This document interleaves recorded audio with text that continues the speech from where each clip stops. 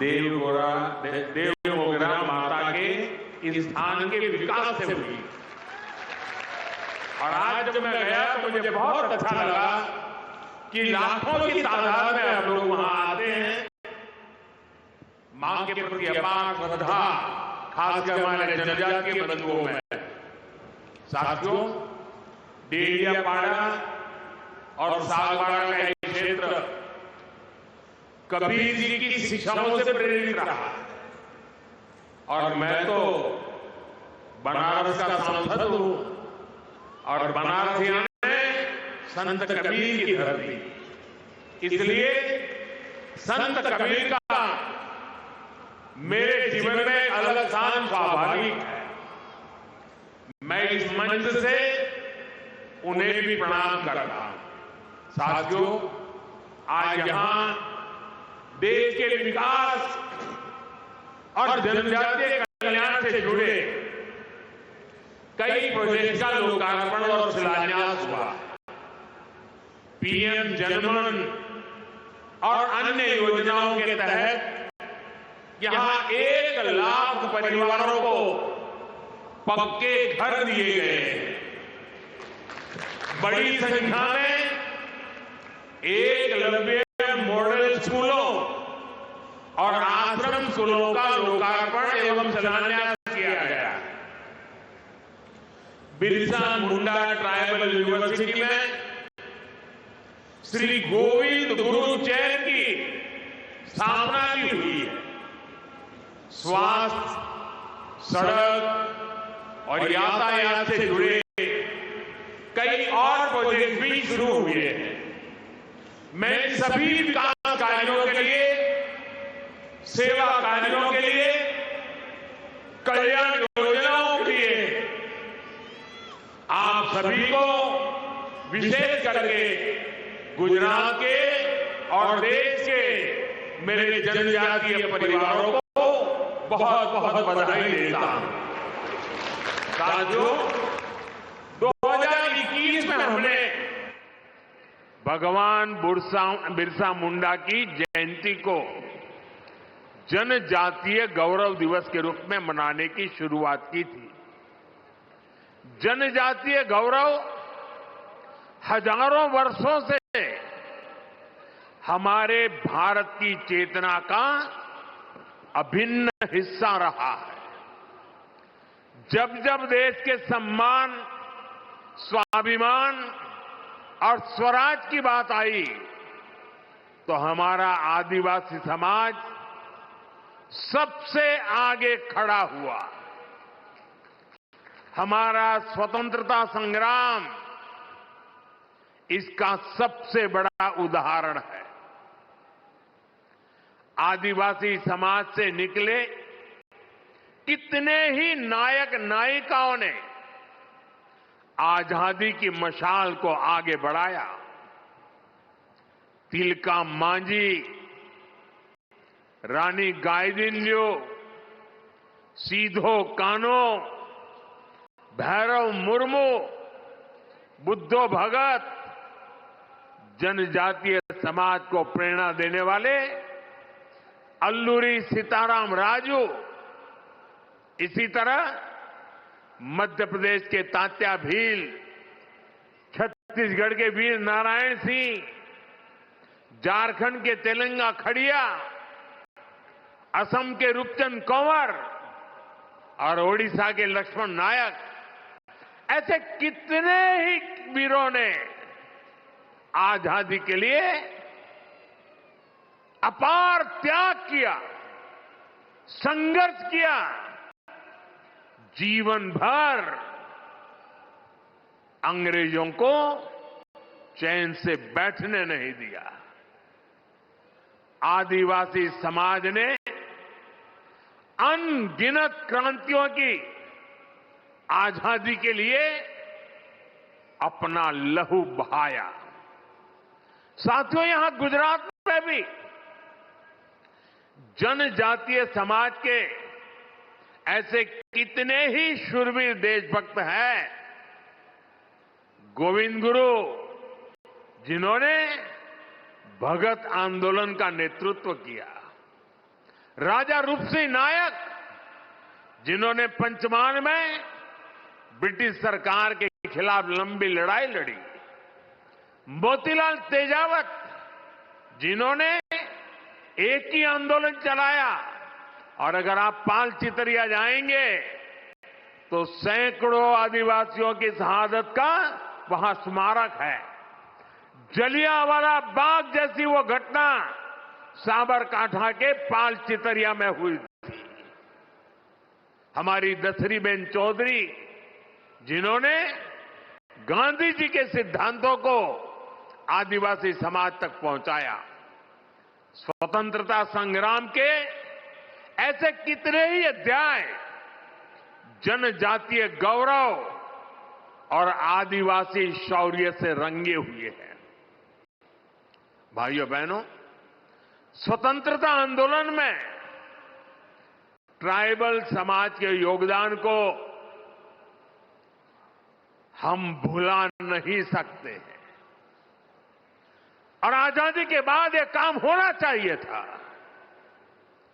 लेकिन कुछ ही परिवारों को आजादी का श्रेय देने के मोह में मेरे लक्षावधि आदिवासी भाई बहनों की त्याग, तपस्या, बलिदान को नकार दिया गया। और इसलिए 2014 के पहले देश में कोई भगवान बिरसा मुंडा को याद करने वाला नहीं था। सिर्फ उनके अगल बगल के गांव तक पूछा जाता था। हमने उस परिस्थिति को बदला। क्यों? हमारी अगली पीढ़ी को भी पता होना चाहिए कि मेरे आदिवासी भाई बहनों ने हमें कितना बड़ा तोहफा दिया है, आजादी दिलवाई है।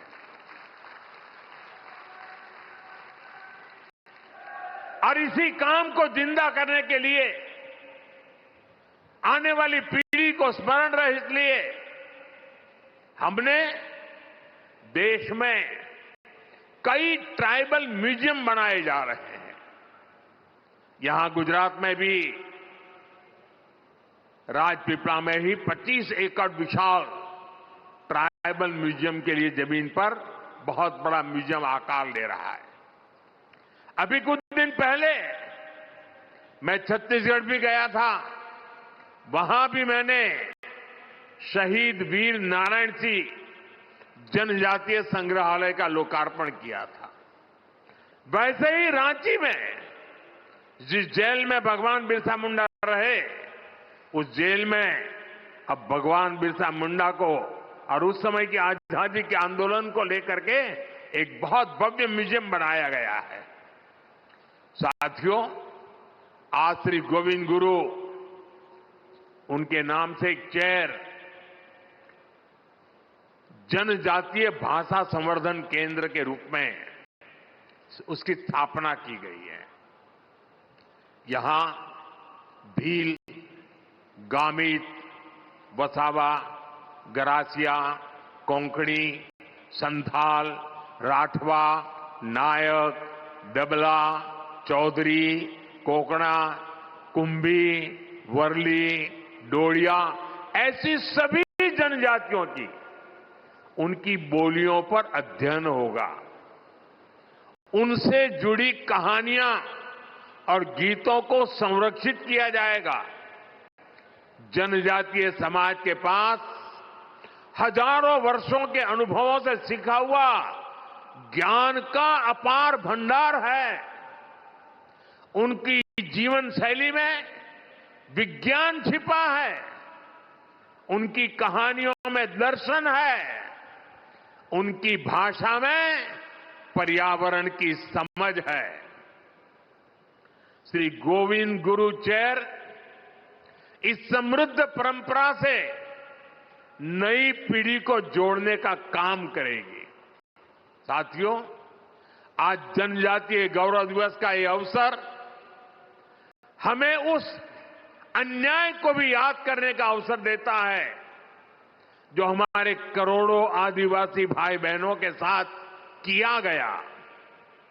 देश में 6 दशक तक राज करने वाली कांग्रेस ने आदिवासियों को उनके हाल पर छोड़ दिया था।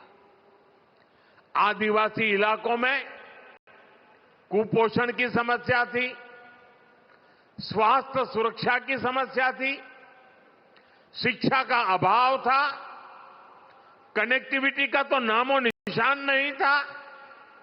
ये अभाव ही एक प्रकार से आदिवासी क्षेत्रों की पहचान बन गई थी और कांग्रेस सरकारें हाथ पर हाथ धरकर बैठी रही।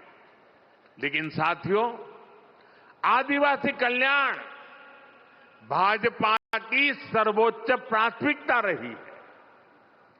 हम हमेशा इस संकल्प को लेकर चले कि हम आदिवासियों के साथ हो रहे अन्याय को समाप्त करेंगे, उन तक विकास का लाभ पहुंचाएंगे।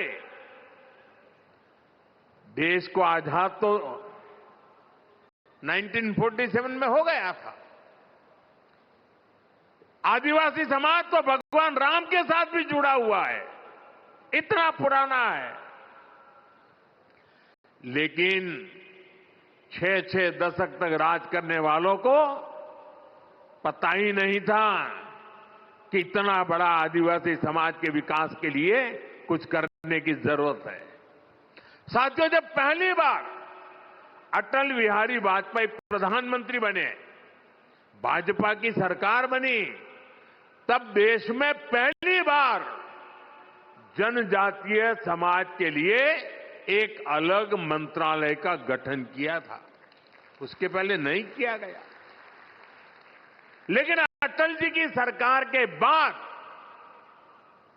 10 साल जो कांग्रेस को फिर से काम करने का मौका मिला, तो उन्होंने इस मंत्रालय की उपेक्षा की, पूरी तरह भुला दिया गया। आप कल्पना कर सकते हैं, 2013 में कांग्रेस ने जनजातीय कल्याण के लिए कुछ हजार रुपये की योजना बनाई। कुछ हजार रुपये, एक जिले में 1000 रुपये से काम नहीं होता है। हमारी सरकार आने के बाद हमने बहुत बड़ी वृद्धि की, उसके हितों की चिंता की, हमने मंत्रालय के बजट को बढ़ाया और आज जनजातीय मंत्रालय का बजट अनेक गुना बढ़ा करके हमने आज जनजातीय क्षेत्रों के विकास का बीड़ा उठाया है। शिक्षा हो, स्वास्थ्य हो, कनेक्टिविटी हो, हर क्षेत्र में हम आगे बढ़ने का प्रयास कर रहे हैं। साथियों, एक समय यहां गुजरात में भी आदिवासी इलाकों में स्थिति बहुत अच्छी नहीं थी। हालात ये थी कि अंबाजी से उमरगांव तक पूरे आदिवासी पट्टे में एक भी साइंस स्ट्रीम की स्कूल तक नहीं थी। साइंस स्कूल नहीं थी। डेडियापाड़ा और सागबारा जैसे इलाकों में विद्यार्थियों को आगे पढ़ने का मौका नहीं मिल पाता था। मुझे याद है, जब मैं गुजरात का मुख्यमंत्री था तो मैंने यहां डेडियापाड़ा से ही कन्या केलवनी महोत्सव शुरू किया था। तब बहुत सारे बच्चे मुझसे मिलते थे और वो बच्चे बहुत सपने देखते थे, बहुत कुछ बनना चाहते थे। किसी को डॉक्टर बनने का मन था, कोई इंजीनियर बनना चाहता था, कोई साइंटिस्ट बनना चाहता था। मैं उन्हें समझाता था, शिक्षा ही इसका रास्ता है। आपके सपनों को पूरा करने में जो भी बाधाएं हैं उन्हें हम दूर करेंगे, मैं विश्वास देता था। साथियों, स्थितियों में बदलाव के लिए हमने दिन रात मेहनत की, उसी का परिणाम है आज गुजरात के आदिवासी पट्टे में। मैं जब मुख्यमंत्री बना उसके पहले जहां साइंस स्ट्रीम की स्कूल नहीं थी, आज उस आदिवासी पट्टे में 10,000 से ज्यादा स्कूल है। पिछले 2 दशकों में आदिवासी इलाका में 2 दर्जन साइंस कॉलेज सिर्फ स्कूल नहीं, science college, commerce college, arts college बने हैं। भाजपा सरकार ने आदिवासी बच्चों के लिए सैकड़ों हॉस्टल तैयार किए। यहां गुजरात में 2 ट्राइबल यूनिवर्सिटी भी बनवाई।